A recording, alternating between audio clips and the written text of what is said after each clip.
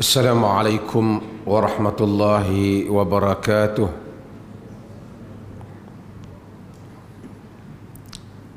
Alhamdulillah, nahmaduhu wa nasta'inuhu wa nastaghfiruh, wa na'udzu billahi min syururi anfusina wa min sayyiati a'malina. Man yahdihillahu fala mudilla lahu wa man yudlil fala hadiya lahu. Asyhadu an la ilaha illallah wahdahu la syarika lah. Amma ba'd. Hadirin dan hadirat yang dirahmati Allah, alhamdulillah kita sambung semula kuliah kita ini. Masih lagi kita di dalam kitab Kitabus Salat, di dalam petikan daripada hadis-hadis ataupun daripada rangkaian hadis-hadis yang dihimpunkan oleh Al-Hafidh Al-Imam Ibn Hajar Al-Asqalani di dalam Bulughul Maram. Seperti mana yang kita tahu bahawasanya sebelum kita mula, ilmu adalah merupakan sesuatu yang memandu manusia. Apabila kita belajar ilmu agama dan orang yang mengajar ilmu agama, ia tidak menyeru manusia kepada dirinya, tetapi ia menyeru manusia kepada Allah Azza wa Jalla. Semua orang, sebesar mana pun dia, sehebat mana pun dia, terdedah kepada salah dan silap. Al-Quran dan Sunnah tidak salah dan tidak silap. Maka orang mestilah membetulkan, ataupun kita mestilah sentiasa membetulkan kenapa kita belajar dan kenapa kita mengajar. Allah Azza wa Jal dalam surah Ali Imran mengingatkan Nabi sallallahu alaihi wasallam, "Ma kana li basharin an yu'tiyahu Allahul kitaba wal hukma wan nubuwata thumma yaqulu lin-nasi kunu ibadan li min dunillah walakin kunu rabbaniyina bima kuntum tuallimuna al-kitab wa bima kuntum tadrusun." Maka li basharin, tidak wajar bagi satu orang manusia, tidak boleh, tidak seharusnya bagi satu orang manusia, an yu'tiyahu Allahul kitaba wal hukma wan nubuwata, yang Allah berikan kepadanya kitab, hikmah dan kenabian, nubuwah, prophethood. Thumma yaqulu lin-nasi kunu ibadan li min dunillah, kemudian dia menyatakan sembah aku selain daripada Allah Ta'ala. Hatta Nabi tidak menyuruh orang menyembahnya. Allah kata tak, walakin kunu rabbaniyin, tapi dia kata jadilah kamu semua orang yang mengaji rabbaniyin, yakni jadi ulama yang beragama kerana Allah.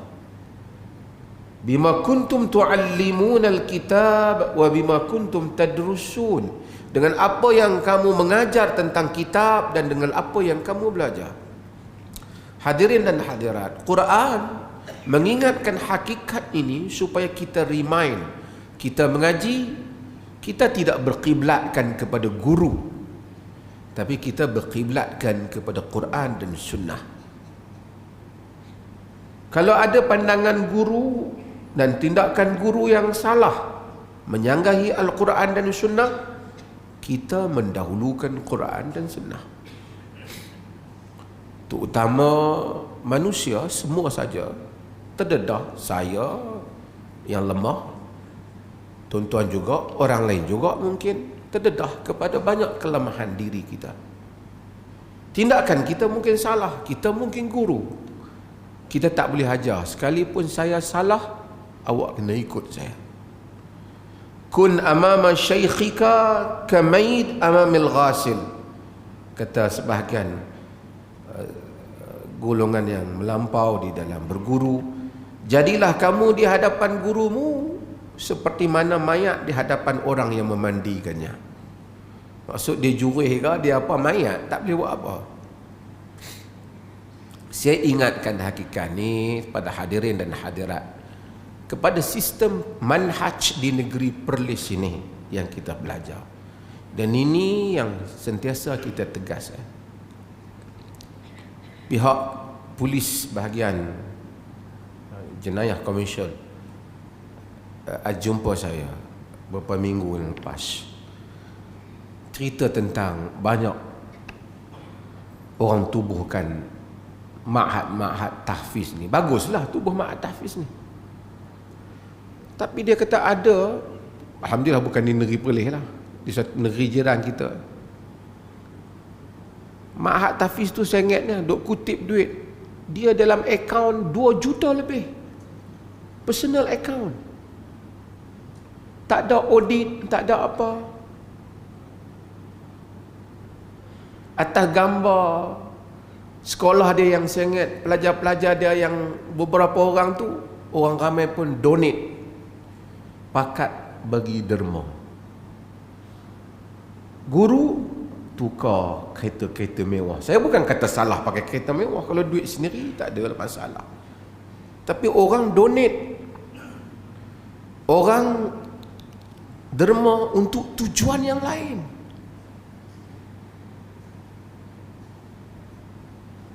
Sebab itu manusia terdedah kepada salah.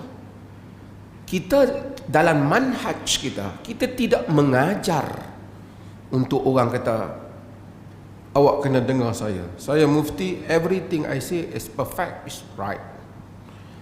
We never teach people like that. Kita tak akan ajar orang macam tu. Dengar kepada argument, hujah. Di atas dasar itu kita menjalankan pengajian.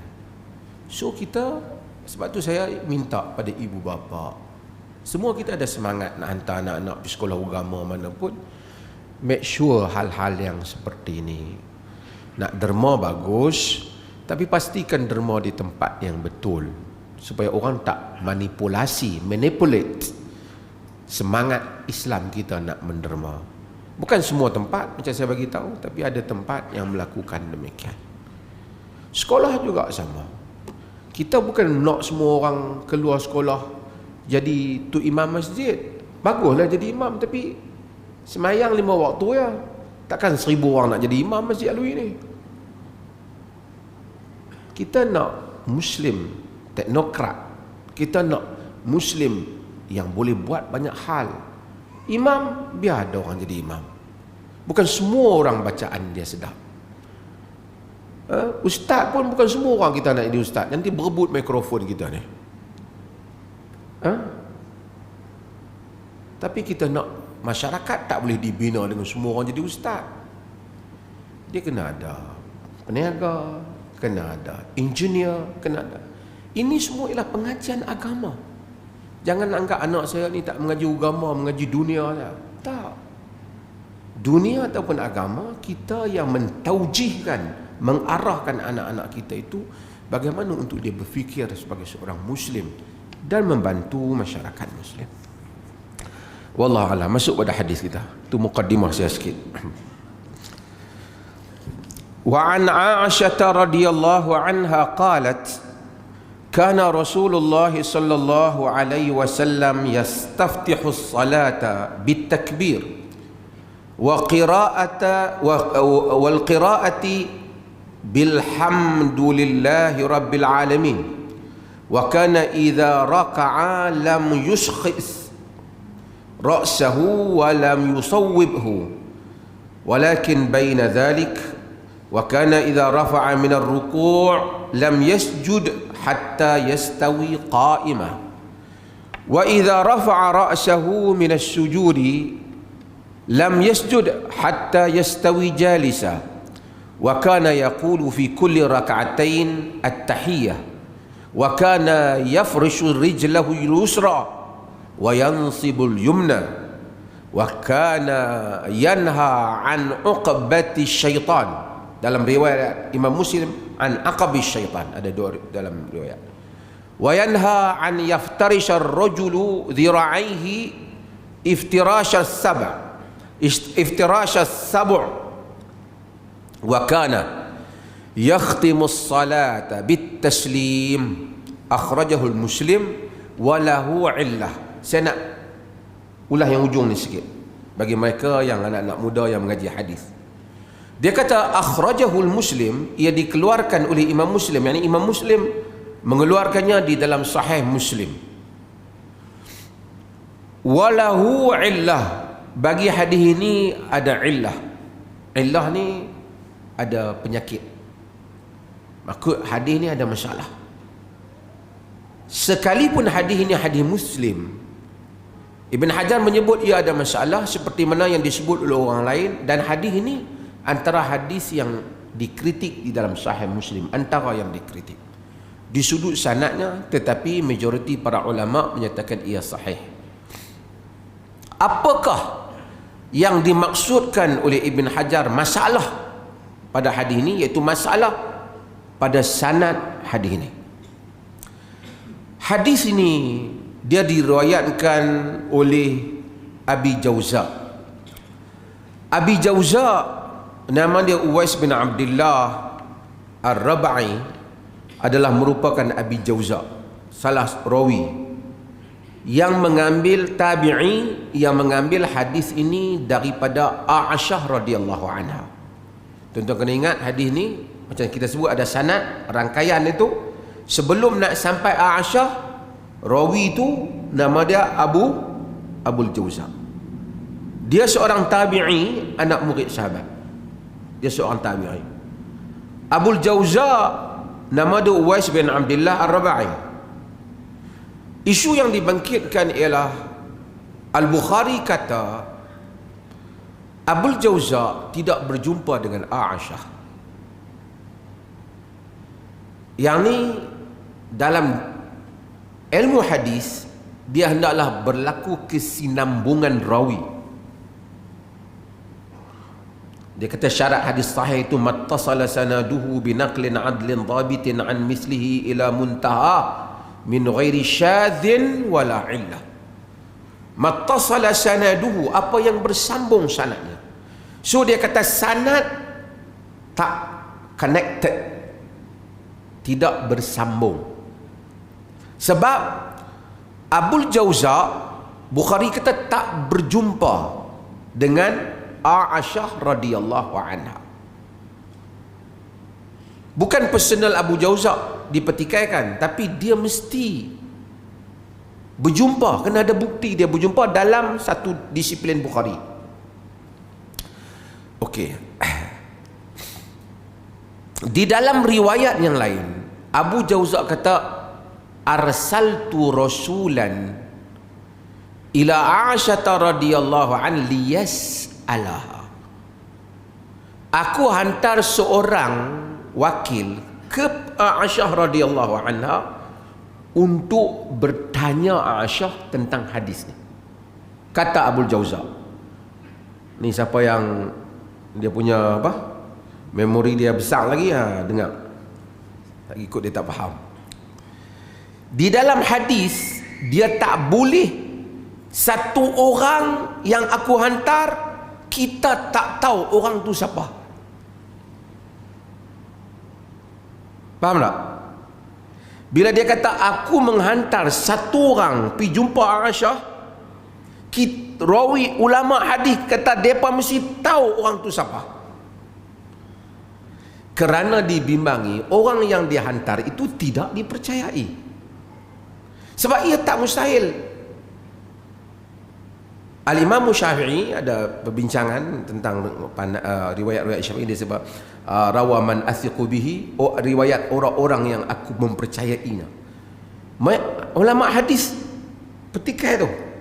Kerana tidak semestinya orang yang seseorang kau percaya apabila ditimbang di sisi ulama hadis dipakai.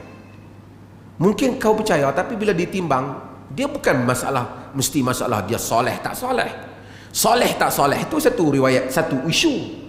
Tapi dia dalam hadis dia mesti bukan saja siqah mattasala sanadu binaklin adlin dhabit, yang dinakalkan oleh rawi yang adil dan dhabit.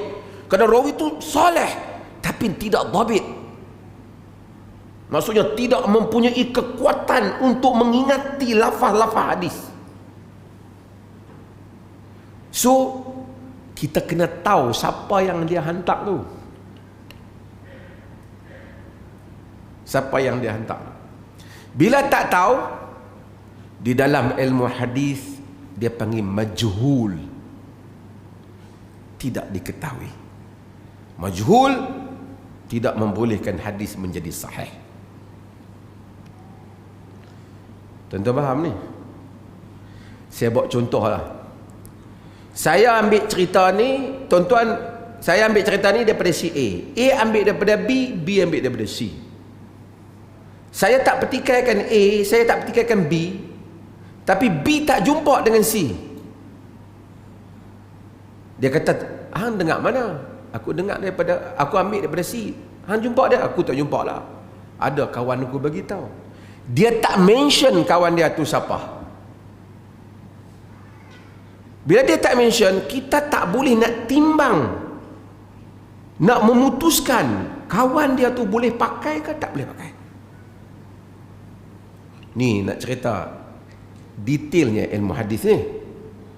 Sebab tu dia ada bab tentang jahalatul ruwah, bila rawi tidak diketahui. Jahalah nama dia di majhulul hal, majhulul ain dia panggil. Kadang-kadang nak kena tahu, it's not only I know his name, but also his background. Dia siapa? Apa komentar orang lain tentang dia? Tuan-tuan faham? Supaya bila sampai ke peringkat itu, baru roh hadis itu boleh dinilai. Dalam kes ni, mereka kata Abul Jauza punya roh yang dia hantar tu kita tak tahu. So kita tak boleh majhul. Habis itu Muslim riwayat dan letak dalam Sahih Muslim, pada nilaian Muslim sahih lah.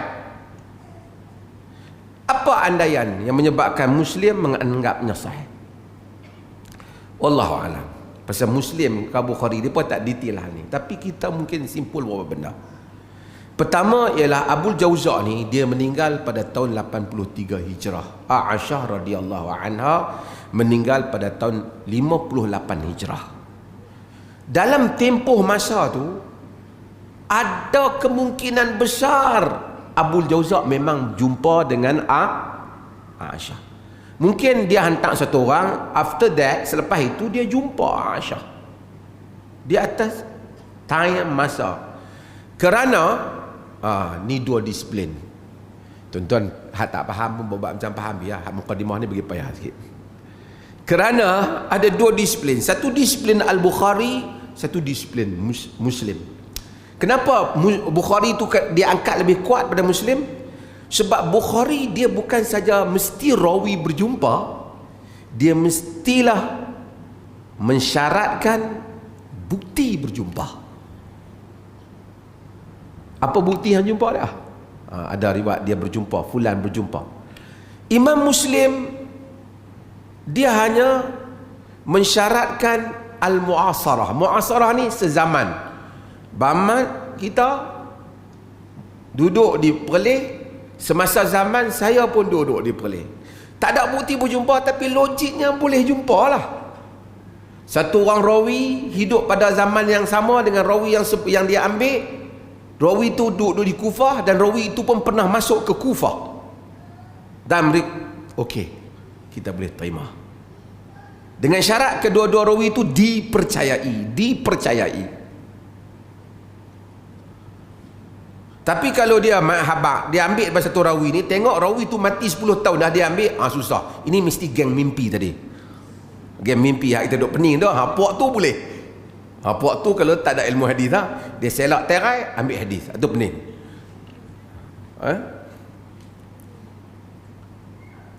So di atas dasar ni, maka hadis ni diterima oleh sebahagian besar juga para ulama, menerima hadis Muslim yang ini. Tuan-tuan faham cerita saya cerita ni? Maka kenapa Muslim riwayat Muslim kata sezaman. Time Abu Jauza dengan Aisyah ni mungkin sangat mereka jumpa. Time tu.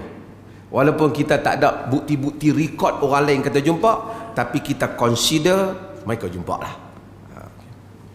Faham tuan-tuan? Pasal nak urah hak ujung tu walahu illah, baginya ada illah. Dia tulis apa dalam kitab tuan-tuan? Baginya ilat ni penyakit lah. Baginya ada masalah. Masalah apa kita tuan-tuan kata? Pasal apa tak hurai baginya masalah tu? Jadi saya hurai baginya masalah bagi riwayat Muslim tu. Hadirin dan hadirat yang dirahmati Allah. Okey, baru tengok hak mudah hak tuan-tuan nak faham. Wa an Aisyah radhiyallahu anha qalat, daripada Aisyah radhiyallahu anha qalat. Aisyah radhiyallahu anha qalat. Aisyah ni siapa? Ummul Mukminin, isteri Nabi sallallahu alaihi wasallam. Kita kalau runtuhkan Aisyah, kita runtuhkan rangkaian besar hadis-hadis Nabi sallallahu alaihi wasallam. Yang besar. Sebab tu apa yang Syiah lakukan dengan menolak rawi-rawi utama ni dan menuduh mereka dengan tuduhan-tuduhan, meruntuhkan rangkaian hadis. Tak ada hadis. Okey. Kana Rasulullah yastaftihu salata bitakbir. Adalah Rasulullah itu memulakan salat dengan, membuka salat dengan usalli, dengan takbir. Rasulullah itu membuka salat dengan takbir.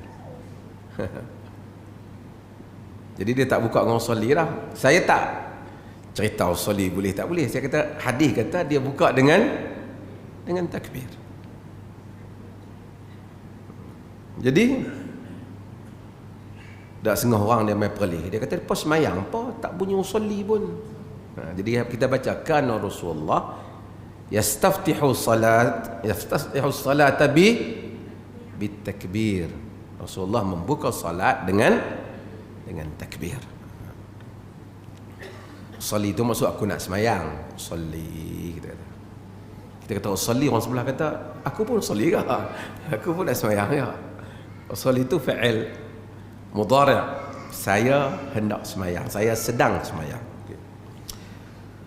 Wal qira'ati yani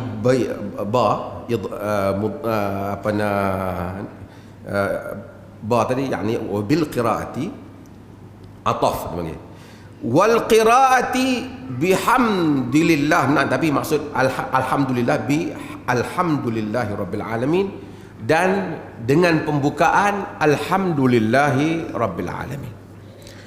Hadirin dan hadirat yang dirahmati Allah, saya nak sebut sikit bab ni tentang Nabi buka semayang dengan takbir. Kita semua tahu Allahu Akbar, yang ni takbir apa? Takbiratul ihram. Takbir ni wajib.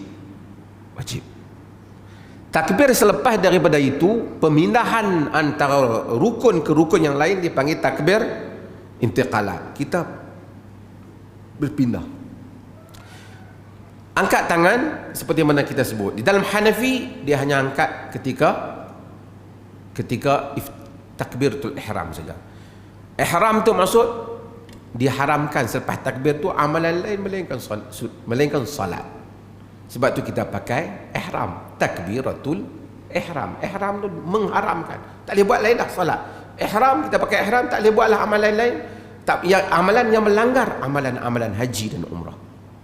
Takbiratul ihram, takbir yang mengharamkan untuk kita buat benda-benda yang mana bercanggah daripada maksud salat. Dengan maksud salat. Nabi SAW membuka salat dengan takbir ini Allahu Akbar. Dan saya telah sebut tuan-tuan, remind, Allahu Akbar sekali ya. Bukan Allahu Akbar. Itu maksud apa? Istifham. Adakah Allah Maha Besar? Bukan juga Allahu Akbar.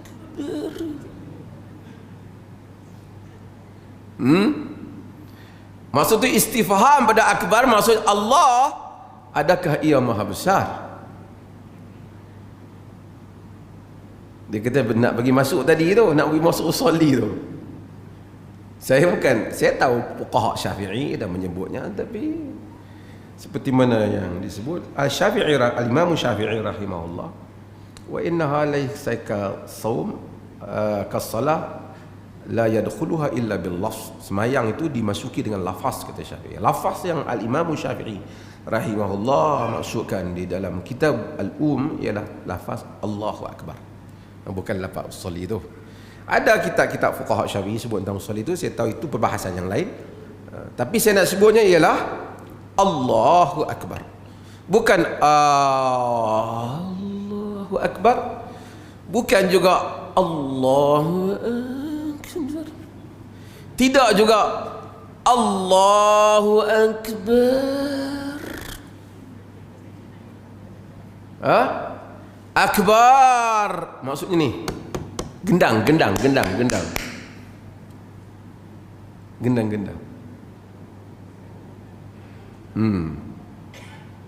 Ada orang buat itu? Ada. Was syaitan. Dia duk rasa dia nak atok. Lalu tak ada.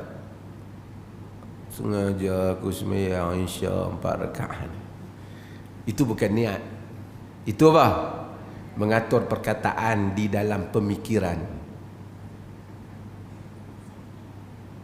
Niat, azam. Setiap kalimat yang saya sebut ni mesti ada niat. Kau tak sengaja aku nak keluar saja, jenuh tak keluar kata. Okey. Kemudian dia kata di dalam hadis ini riwayat Muslim, dia kata Nabi wal qiraati bi alhamdulillahirabbil alamin, dan qiraah membaca alhamdulillahirabbil alamin. Di sini timbul dia tak kata dengan bacaan bismillahirrahmanirrahim.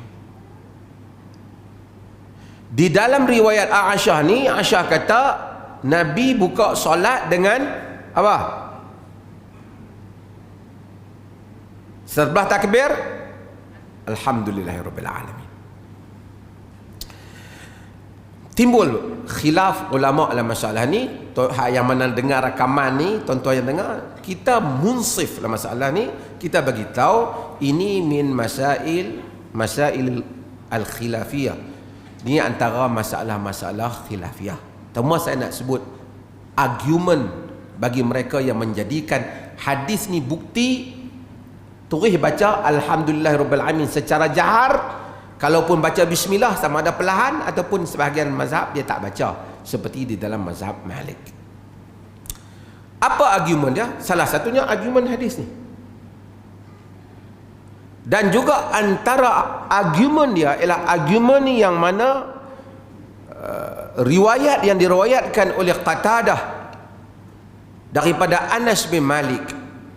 Anas bin Malik menyatakan bahwasanya dia anna Nabi sallallahu alaihi wasallam wa Abu Bakr wa Umar kanu yaftatihuna as-salah bi alhamdulillahirabbil alamin. Adalah Rasul Nabi sallallahu alaihi wasallam, Abu Bakar dan Umar membuka salat dengan alhamdulillahirabbil alamin. Bahkan di dalam riwayat Muslim, Anas menyebut falam asma' ahadan minhum yaqra'u bismillahirrahmanirrahim. Aku tidak mendengar seorang pun di kalangan mereka membaca bismillahirrahmanirrahim.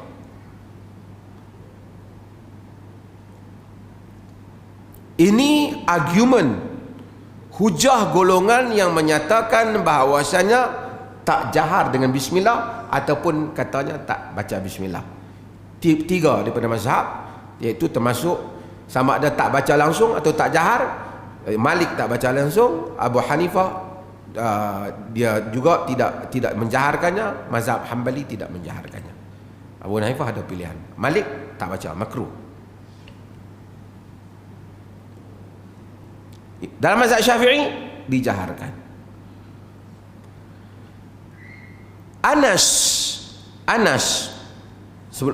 Anas ada murid dia, Humaid At-Tawil.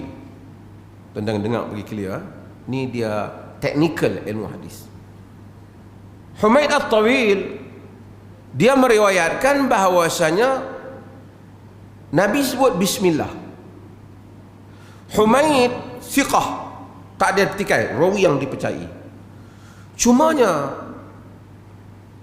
Humaid ni bukan sahabat, dia tabi'i, anak murid Anas bin Malik. Anas ni kita dah baca dia sahabat. Anas bin Malik sahabat Nabi, anak kepada Ummu Sulaim.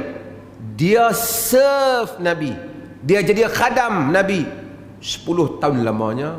Dia duduk di belakang Nabi, dengar Nabi solat. Kemudian Abu Bakar dan Umar, dia kata di dalam riwayat ini yang diriwayatkan oleh Al-Imam Al-Bukhari dan Muslim, menyatakan bahawasanya Nabi buka dengan Alhamdulillah. Dalam riwayat Muslim, dia kata dia tak dengar apa? Bismillah. Dengar betul-betul cerita ni. Sekejap lagi melompat pula hak negeri lain tu. Dengar betul-betul. Bukan orang kata hampa sembahyang salah, orang cerita argument fuqaha. Bagi mereka yang kata baca, mereka antara hujah mereka ialah Humaid tadi yang kata ada bismillah. Anak murid Anas, riwayat daripada Anas. Cumanya Anas ni ada ramai anak murid. 14 anak murid dia yang dipercayai meriwayatkan daripada Anas tak ada bismillah, kecuali Humaid seorang. Humaid tidak pembohong, tapi kenapa? Saya sebut. Siapa dia yang riwayat daripada? Antaranya ialah Ishaq bin Abdullah, anak murid Anas. Antaranya siapa lagi? Antaranya ialah Ayub As-Sakhtiyani, anak murid Anas. Anak murid Anas yang terkenal, Thabit Al-Bunani, anak murid Anas. Al-Hasanul Basri, anak murid Anas. Banyak. Hammad bin Abi Sulaiman, anak murid Anas. A'iz bin Shuraih, anak murid Anas. Qatadah bin Da'amah As-Sadusi, ni yang riwayat hadis, Qatadah bin Da'amah As-Sadusi, anak murid Anas. Abu Qilabah, anak murid Anas. Ramai. Malik bin Dinar, Muhammad bin Sirin, Muhammad bin Nuh, Mansur bin Zadan, semua anak murid Anas ni. Mereka 14 orang lebih kurang ni. Saya mungkin terlepas 1-2 nama. Mereka ini kata tak ada bismillah. Humaid kata ada bismillah. Humaid tak tipu, tapi dia macam ni dalam ilmu hadis. Kalau 15 orang pi dengar anak tok guru mengajar, walaupun 15 semua bercakap benar, 14 balik cerita satu cerita, hak yang seorang cerita lain daripada yang 14 cerita. Kita nak pegang yang ramai ke yang sikit? Dia pegang ramai ke yang sikit? Bukan dia menunjukkan yang sikit tu tipu, tetapi dia panggil waham. Dia panggil apa? Keliru. Faham tuan-tuan? Maka di sisi mereka yang tak terima penghujahan baca bismillah kuat ni, mereka kata riwayat Humaid bertentangan dengan 14 lagi, sedangkan dia seorang. 14 hal lain kita tak. Maka tak baca secara kuat. Sama ada tak baca secara kuat, ada yang tak baca langsung, ada yang larang baca bismillah, memakruhkannya seperti mazhab Malik. Tapi kita diperoleh, kita kata baca bismillah secara perlahan, tidak menjaharkannya. Walau bagaimanapun, dan salah satunya bab ini biasanya Al-Bukhari dan Muslim bila bab-bab yang mustahak ini dia akan masukkan babnya, tapi bab menjaharkan bismillah tidak ada di dalam Bukhari. Dengan itu golongan yang mentarjihkan bismillah ini tak dibaca secara nyata oleh imam menggunakan hadis ini dan argumen-argumen daripada hadis-hadis yang lain. Banyak lagi lah hadis lah. Dan mereka menyatakan semua riwayat yang kata bahawasanya Nabi baca bismillah kuat, dhaif kata mereka. Dan di dalam Al-Um dia juga sebut juga Umar bin Khattab baca kuat. Tapi Anas meriwayatkan bahawasanya tak baca kuat. Umar. Bab ni kita taklah berbalah, kita kata khilaf, mu'tabar. Cuma kalau orang pasal apa duk sebut sangat? Nak sebutlah kok hak orang duk terkejut hampa tak baca bismillah tu kira pelik. Tak pelik. Itu dalam mazhab yang majoriti, dan itu adalah argument dia. Nak kami nak baca kuat, bacalah. Bacalah. Tu imam baca kuat, kita pun tak apa. Tak dalam masalah duk subhanallah. Tak ada orang tu subhanallah ke belakang. Kita tahu itu di dalam mazhab Al-Imam Syafi'i dan alasan-alasan yang dia telah sebutkan di dalam mazhabnya. Faham tuan-tuan? Kan? Dan kita pun tak payah hampa tahu kami sembahyang betul, sembahyang tak betul tau. Kita bagi tahu ini argument fiqh dia. Argument dia. Dari segi riwayat-riwayat yang ada di kalangan para ulama. Wallahu ta'ala alam. Wa kana idza raka'a lam yushkhis ra'sahu wa lam yusawwibhu. Dan Nabi sallallahu alaihi wasallam adalah ia idza raka'a, apabila dia rukuk, lam yushkhis ra'sahu, dia tidak angkat kepala dia. Dia tidak up his head, dia tak angkat. Dia tulis apa dalam terjemahan ni tuan-tuan? Seperti syakhisun, jelas nampak dia tak angkat kepala. Ra'sa walam yusawwibhu, dan dia tidaklah tunduk. Dia tidak bend, tunduk kepala dia. Wa kana walakin baina zalika, tetapi antara keduanya taklah dialah tak, apabila rokok dia taklah macam tu, dan tidaklah lipat tengkok dia. Inilah yang disebut di dalam hadis Nabi sallallahu alaihi wasallam yang banyak, sehingga sahabat sallallahu alaihi wasallam di dalam hadis menyebut bahawasanya lau subba alaihi alma lastaqar. Kalau sekiranya dituang air di atas belakang Nabi tu, ayam tu duduk itu tak tumpah. Maksud lurus dia punya rokok. Jadi ada orang bila dia rokok, dia kepala duk tengok ke pelekat tu imam. Macam tu tengok tu imam tak panggil walam yusawwibhu. Ada pula orang bila dia rokok, dia kepak kepala, duk tengok celah kangkang dia sendiri.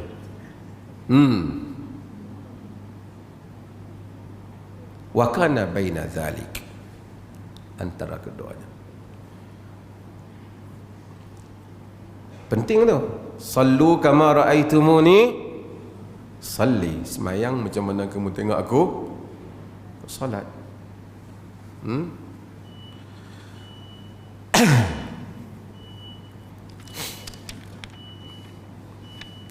Walakin idza rafa'a min ar-ruku' lam yasjud hatta yastawi qa'ima. Dan tetapi Nabi sallallahu alaihi wasallam wa kana idza rafa'a min ar-ruku' lam yasjud hatta yastawi qa'ima. Dan adalah dia apabila baginda sallallahu alaihi wasallam rafa'a min ar-ruku', angkat kepala daripada rukuk, lam yasjud hatta yastawi qa'ima, tidak akan sujud sehingga berdiri betul-betul. Hingga berdiri begitu betul. Dalam hadis disebut la tuji'u salatun la yuqimu ar-rajulu sulbahu fi ar-ruku'i was-sujud. Dalam riwayat Muslim, An-Nasa'i, Tirmizi, Ibn Majah, dia kata Nabi kata tak diterima semayang satu orang lelaki yang tak betul-betul meluruskan belakangnya ketika rukuk dan ketika sujud. Setengah orang Sami Allahu liman hamidah, tak ada nak berdiri betul, dum turun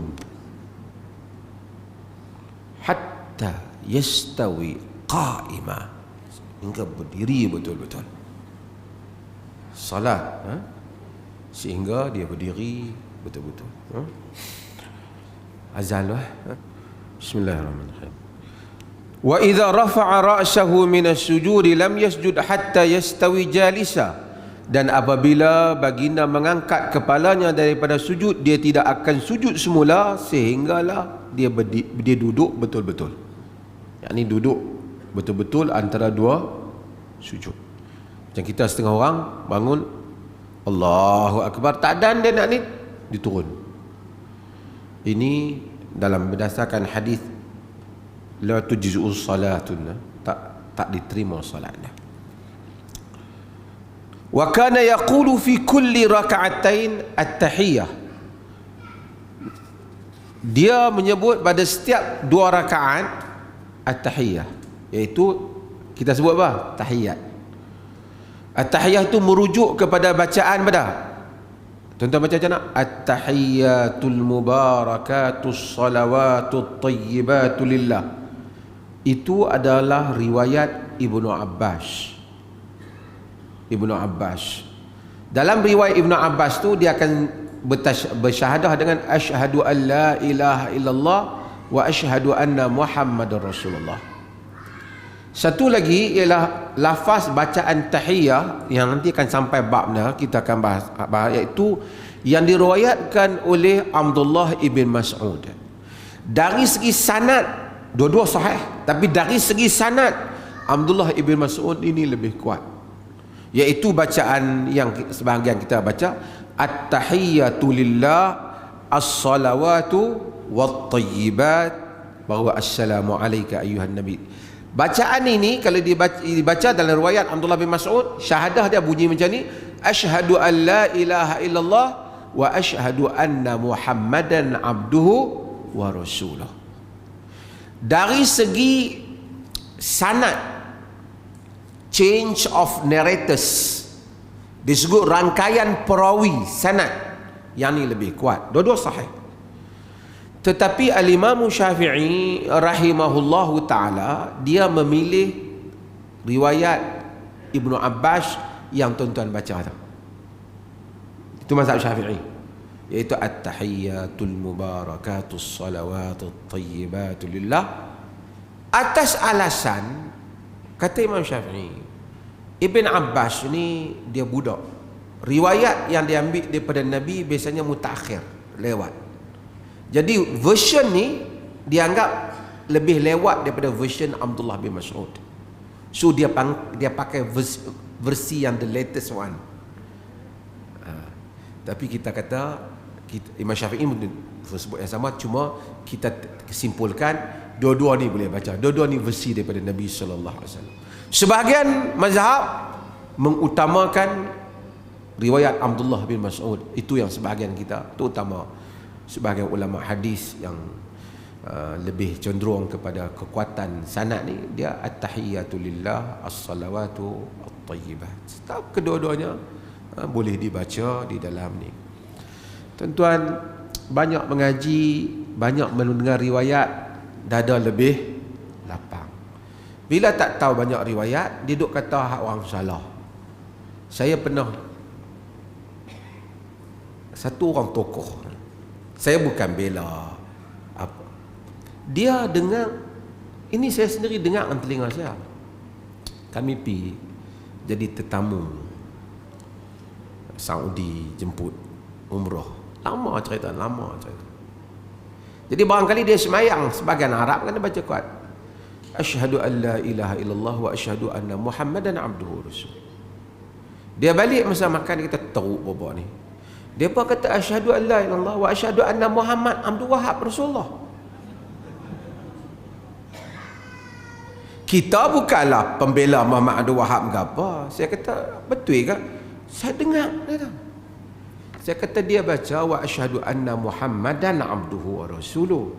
Dia kata dak ni baca tahiyat ialah. Tahiyat asyhadu an la ilaha illallah wa asyhadu anna Muhammadar Rasulullah, bukan Muhammadan abduhu wa rasuluh. Saya kata Muhammad Rasulullah itu di dalam riwayat Ibnu Abbas. Muhammad dan abduhu wa rasuluh itu di dalam riwayat Abdullah bin Mas'ud. Kedua-duanya ada. Tak payahlah kita buat terkejut. Kita sangka buruk daripada awal kita dengar, salah. Fiqh luas, riwayat banyak. Jadi bila kita tahu lebih banyak riwayat, dada kita akan lebih lapang di dalam memahami apa yang diriwayat daripada Nabi sallallahu alaihi wasallam. Wa kana yafrishu rijlahul yusra wa yansibul yumna. Ada dah yafrishu rijlahul yusra, dia akan melapik ataupun menghampar kakinya yang kiri, wa yansibul yumna, dan memacak yang kanan. Kalau dia terjemah lain pada tu dia macam nasab ni memacakkan yang kanan. Kaki kanan dia pacak, kaki kiri dia lapik. Maksudnya dia duduk atas kaki kiri. Tuan-tuan, this is Islam. Ini Islam. Sahabat tengok Nabi semayang tu, dia tengok sehingga dia boleh cerita balik kat kita, dia boleh riwayat balik kat kita.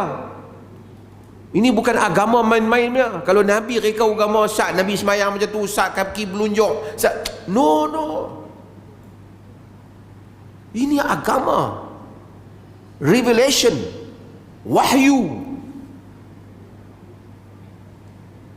Seperti mana mereka lihat Nabi melakukannya. Siapa riwayat ni? Isteri Nabi sallallahu alaihi wasallam. Maksudnya seperti mana dia semayang di luar, dia semayang dalam rumah dia. Kalau agama tu Nabi create from himself, dia buat daripada diri dia sendiri. Dalam rumah nak solat apa? Orang tak tahu, kita belagak baik kat luar sudah. We pretend to be good kat luar cukup lah. Kat dalam rumah tak ada semayang, tidur.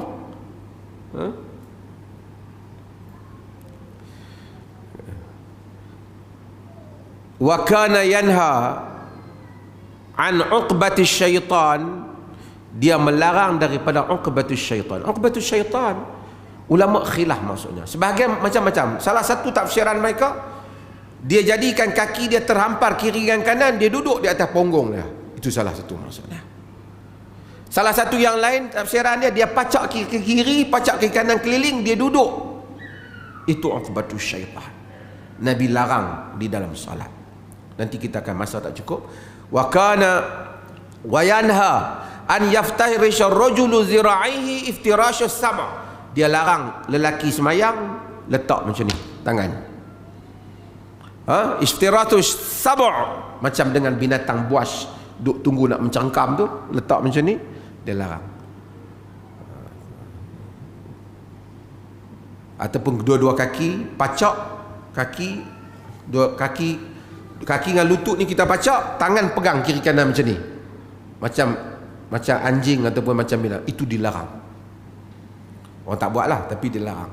Tuan-tuan, kita kena faham, sahabat ni dulu dia bukan tahu semayang ni. Tuan-tuan lahir dalam Muslim, bangkit-bangkit tengok mak bapak semayang. So kita dah biasa dengan benda ni. Sahabat dia baru nak tengok benda ni, dia baru duk belajar tengok Nabi buat tu. Bukan dia terbiasa, dia baru nak lipat kaki, nak apa semua.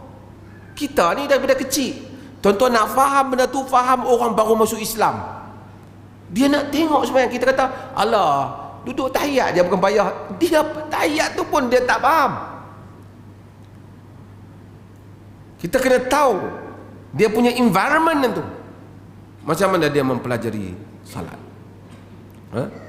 Wa kana yakhtimu salata bit taslim, dan baginda sallallahu alaihi wasallam menutup sembahyang dengan taslim, iaitu dengan assalamualaikum warahmatullahi. Jadi itu adalah ringkasannya dan panjang hadis ini, dan kita sambung insya-Allah pada kuliah yang akan datang. Tuan-tuan ada soalan sebelum saya tutup?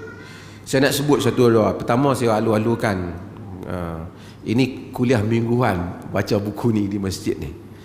Kita ada tetamu daripada Indonesia yang akan jadi warga Perlis jugalah. Yang mana mereka akan daripada Universiti Muhammadiyah Malaysia yang di Sungai Cucuh. Dan kita the first Universiti Muhammadiyah di luar negara. Muhammadiyah ni ada banyak universiti lah, 60 universiti dah lebih. Ni universiti dia di luar negara, yang first yang dia buat ada di Perlis. Dan saya dipahamkan ada Menteri Indonesia juga akan datang, dan juga speaker Speaker Parlimen dia juga akan datang ke Perlis dalam 2-3 hari lagi ya. 24, 23, 22 hari bulan. So ini kita mengalu-alukan dan terima kasih banyak salam persaudaraan kita kepada teman-teman kita daripada Indonesia ini yang hadir memenuhi atau menjadi keluarga kita di Perlis ni. Mudah-mudahan insya-Allah kita dapat berprogram banyak dengan mereka lagi insya-Allah. Ini saya setakat nak maklumkan. Okey, tuan-tuan ada soalan?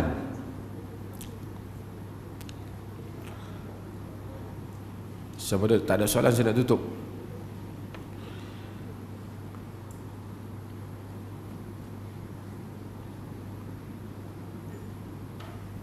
Tak ada? Semua tak ada soalan? Clear? Okey, mudah-mudahan Allah Azza wa Jalla merahmati kita semua insya-Allah dan diberikan kerahmatan kepada kita, dan insya-Allah kalau ada ni kita sambung lagi kuliah kita pada minggu hadapan. Dan saya pun minta maaf, kuliah ni kadang-kadang selalu miss, banyak ke sana ke sini, ke sana ke sini. Dan alhamdulillah ini dah 2 minggu kita hadir kuliah insya-Allah.